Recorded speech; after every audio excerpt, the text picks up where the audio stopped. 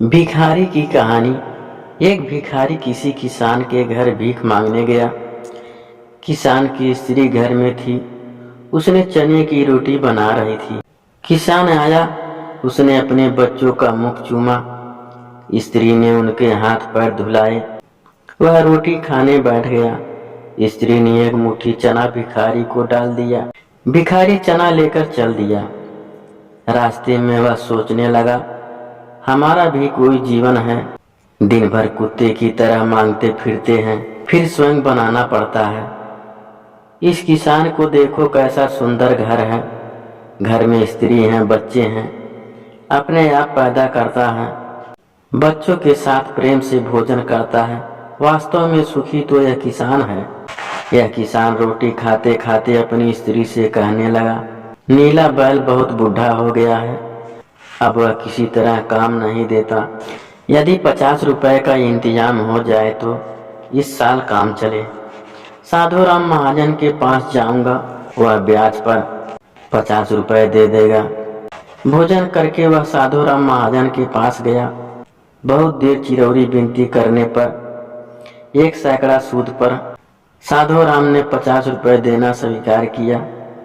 एक लोहे की तिजोरी में से साधु राम ने एक थैली निकाली और गिनकर 50 रुपए किसान को दे दिए। 50 रुपए लेकर किसान अपने घर को चल दिया। वह रास्ते में सोचने लगा, हम भी कोई आदमी हैं, घर में 5 रुपए भी नगद नहीं। कितनी चिरौरी विनती करने पर उसने रुपए दिए। साधु कितना धनी है, उसके पास सैकड़ों रुपए हैं। वास्तव में सुखी तो यह साधु राम ही है। साधु राम छोटी सी दुकान करता था। यह एक बड़ी दुकान से कपड़े ले आता था। दूसरे दिन साधु राम कपड़े लेने गया। वहां सेठ पृथ्वीचंद की दुकान से कपड़ा लिया।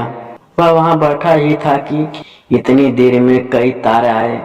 कोई कंबल का था, कोई कलकत्ते।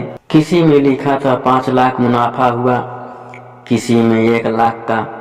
साधु महाजन यह सब देखता रहा। कपड़ा लेकर वह चला। रास्ते में सोचने लगा, हम भी कोई आदमी हैं। 100-200 जुड़ गए, महाजन कहलाने लगे। पृथ्वीचंद कैसे है, एक दिन में लाखों का फायदा। वास्तव में सुखी तो यह है। पृथ्वीचंद बैठे थे कि इतने में ही तार आया कि 5 लाख का घाटा हुआ। वे बड़ी चिंता में डूबे थे कि नौकर ने कहा, आज लाट साहब की राय बहादुर सेठ के यहाँ दावत है, आपको जाना है।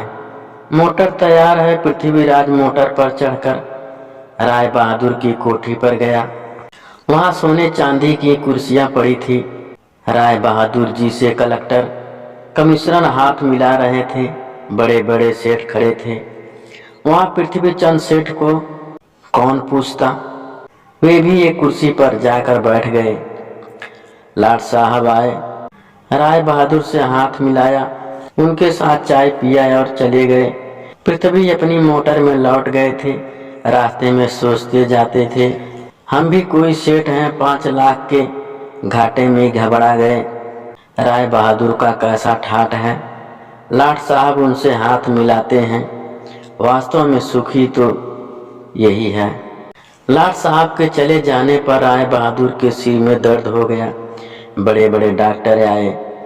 एक कमरे में वे पड़े थे। कई तार घाटे के एक साथ ही आ गए थे। उनकी भी चिंता थी, कारोबार की भी याद आ गई।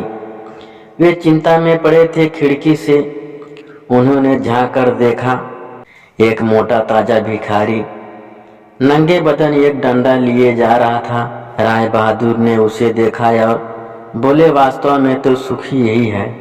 इसी ने तो घाटे की चिंता है, ना मुनाफे की फिक्र। इसे लाट साहब को पार्टी भी नहीं देनी पड़ती। सुखी तो यही है। इसका कहने का मतलब इतना है कि हम एक दूसरे को सुखी समझते हैं। वास्तव में सुखी कौन है, इसे तो वही जानता है जिसे आंतरिक शक्ति है। एक व्यक्ति साधु ने एक राजा से कहा था, महाराज आप इतने बड़े राज्य के स्वामी हैं और मैं अपने फटे कपड़ों का स्वामी हूँ। अतः हम दोनों के पास स्वामित्व तो है ही। अब हम में दरिद्र वही है जिनकी तृणा बढ़ी हुई है। मैं तो इन फटे कपड़ों से ही संतुष्ट हूँ। तुम इतने बड़े राज्य से भी संतुष्ट नहीं, इसलिए संतुष्ट राज वैभव में नहीं, वह तो मन का धर्म है। मन संतुष्ट हुआ तो फिर चाहे लाख रुपए या एक पैसा भी ना हो, दोनों ही हालात में आनंद है। इसीलिए हम जो रुपए पैसे में आनंद खोजते हैं वह हमारी भूल है। जीवन का उद्देश्य रुपए पैसा करना नहीं है। तेली के बैल की तरह दिन रात रुपए पैसे पैदा करने में ही लगे रहना